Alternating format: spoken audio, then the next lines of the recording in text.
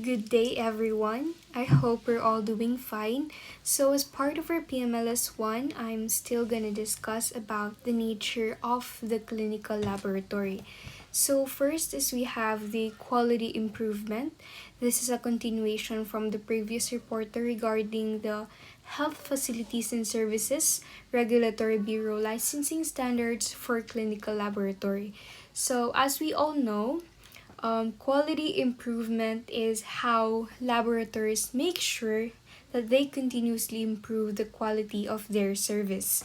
So every clinical laboratory must have a system for continuous quality improvement. So we have the internal quality assurance. So it is how lab monitor itself from the inside. So we have internal quality control program which makes sure that technical procedures are done correctly.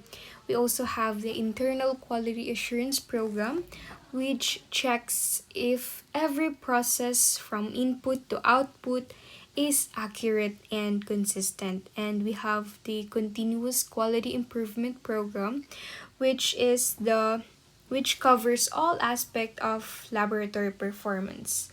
So, a clinical laboratory also shall participate in external quality assurance program that may be administered by a designated national reference laboratory or other local and international ICAP approved by the Department of Health.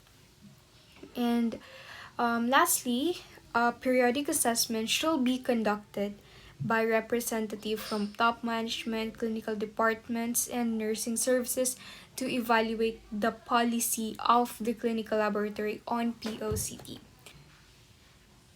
So let's proceed with registered medical technologies. So every laboratory must be managed by a registered medical technologist or RMT. It is those who has proper training, certification, and updated medical and immunization record. So they make sure that all laboratory activities are performed safely, accurately, and according to standards. So these are the following documents required: updated resume, PRC certificate, and valid PRC ID, relevant training certificates, notarized employment contract, annual medical certificate, proof of immunization or hepatitis B and influenza. So RMT staff with designated assignments as applicable. So we have RHIVDA Certificate of Proficiency SACCL, AFB Microscopy. It is a certificate of training on DSSM NTRL. Bacteriology Certificate of Training in Bacteriology RITM and other RITM recognized institutions, and we have the malarial smear Certificate of Training in Malaria Smear. So this is the staffing pattern for RMT analysts. So as you can see from the table, we can observe that an increase in workload shall require a corresponding increase in the number of personnel.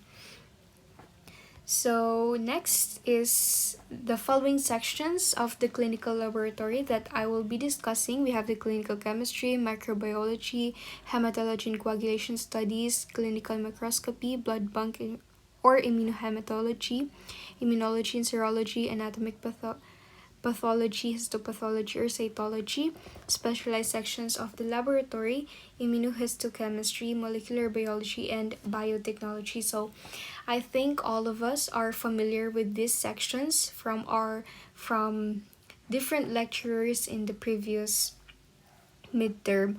So first is the clinical chemistry. So this section is intended for testing of blood and other body fluids to quantify essential soluble chemicals, including waste products useful for the diagnosis of certain diseases. So we have the blood and urine, the two most common body fluids subjected for analysis in this section.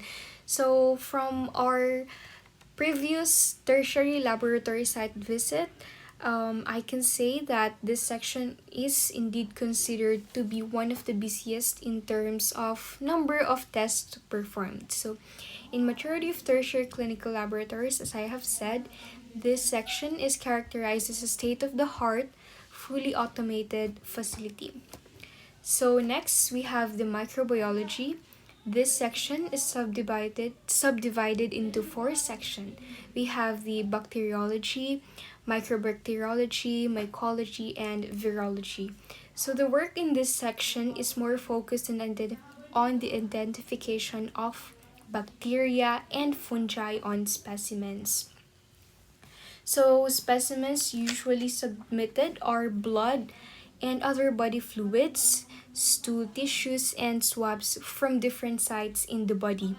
So in the first picture, we can see culture media used for isolation of bacteria in bacteriology section. Next, this second picture at the middle, it is an anaerobic glass jar used for isolation of anaerobic bacteria. For example, is the Clostridium tetani.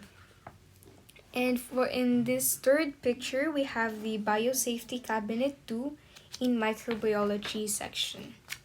So next we have this, as I have said, an anaerobic glass jar, which is used for isolation of anaerobic bacteria. Macintosh and Field's jar, anaerobiasis, an aerobic culture method used to grow an anaerobes from a clinical specimen. So next we have the hematology and coagulation studies. So this section deals with the enumeration of cells in blood and other body fluids. So we have also an automated hematology analyzer, which are currently available in the market. So lastly, we have the bone marrow or BM examination using automated analyzers is also conducted in this section. So this tree picture, as you can see, is the preparation of blood smear for differential counts. So first is place a small drop of whole blood on a very clean slide. Hold on a second slide at the angle shown. So while maintaining contact with the bottom slide, pull the top slide back to contact the drop, which will spread by capillary action, and maintain contact with the bottom slide and push the top slide in one motion to produce the smear. So I suppose that we can perform this blood smear in the near future. So here, these are the blood cells. I think all of us are familiar with this. We have the monocyte, lymphocyte, neutrophil, eosinophil, basophil, macrophage, and erythrocytes and platelets. Next is the clinical microscopy. So in clinical microscopy, we have two major areas. So for the first area, it is allotted to routine and other special examinations of urine. So it is the macroscopic to microscopic examination. And then for the second area, it is assigned to the examination of stool or routine fecalysis. So it is the detection and identification of parasitic worms and ova. So here, this picture shows the routine analysis of urine. So we have first the gross appearance, which was what we can see from gross. Next is the microscopy. It includes the cells, cast, crystals, bacteria. And third is the biochemistry. So here we can see the biochemical determinations for pH, osmolarity, protein, urea, creatinine, and glucose. On this picture, we can see the parasitic ova identified in routine fecalysis. So we have here different parasites. And next we have the blood bank or immunohematology. So we have two main activities performed in this section. Number one is blood typing. Number two is compatibility testing. So this section is considered as the most critical in the clinical laboratory. So in hospital-based clinical laboratory, blood donation activities prompt other activities such as donor recruitment and screening, bleeding of donor, and post-donation care. So as you can see in the picture, I think all of us are familiar with this. In the first picture, this is a blood bank refrigerator used for storage of blood collected from donors used for blood transfusion. So in my case, I have already seen this blood bank refrigerator during our laboratory site visit. And then in this second picture, we can see reagents in immunohematology for ABO and RH typing. So I think all of us are familiar with this. And lastly, we have the sample results in ABO and RH typing. So I suppose that all of us have already performed this ABO and RH typing. Next, we have the immunology and serology. This section is where the analysis of serum antibodies in certain infectious agents are performed. So similar to clinical chemistry and hematology sections, automated analyzers are commonly used in this section when performing different serological tests. Next is the histopathology or cytology. This is involved in the anatomic pathology. This section is where surgically removed tissues such as biopsy and autopsy processing are being done. So from our previous lecturers, we have already know what biopsy and autopsy means. We have already know also the different procedures, and processed tissues are then examined by the pathologist. Next, we have the specialized section of the laboratory. We have the immunohistochemistry. This combines anatomical, clinical, and biochemical techniques where antibodies bound to enzyme and fluorescent dyes are used to detect the presence of antigens in tissues.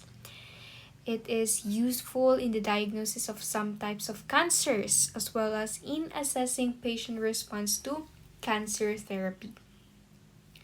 So for number 2, we have the molecular biology and biotechnology. We have the PCR. I think all of us are familiar with the PCR, which is the amplification of DNA polymerase. This means polymerase chain reaction. This most common technique currently in use. It is useful for a number of clinical techniques. So these are the tests performed in each section. I suppose that all of us are familiar with these tests. Next, we have laboratory testing cycles. So we have 3 phases. We have pre-analytic phase, analytic phase, and post-analytic phase.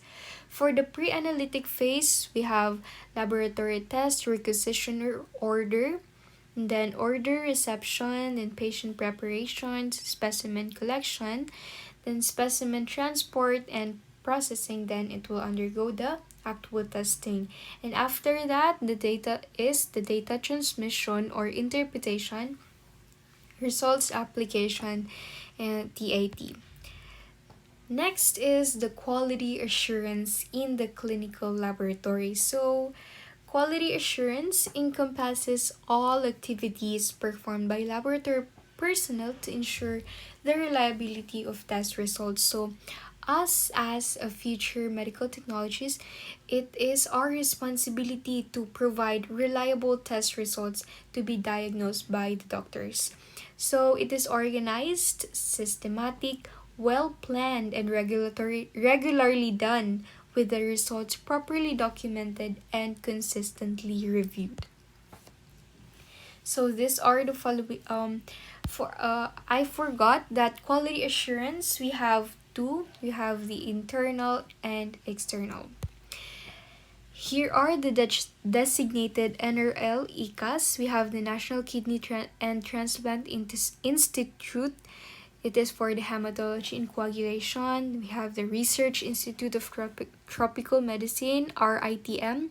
It's for the microbiology, identification of and antibiotic susceptibility testing, and parasitology for the identification of ova and quantitation of malaria. We have the Lung Center of the Philippines, or LCP.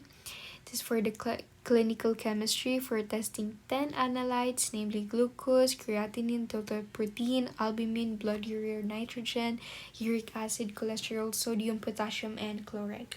We have the East Avenue Medical Center, EAMC. It's drugs for abuse. We have the methamphetamine and cannabinoids. We have the San Lazaro Hospital, STD/AIDS Cooperative Center Laboratory, or SACCL. It is for infectious immunology, hepatitis B surface antigen, or HBsAg, human immunodeficiency virus, HIV, hepatitis C virus, or HCV.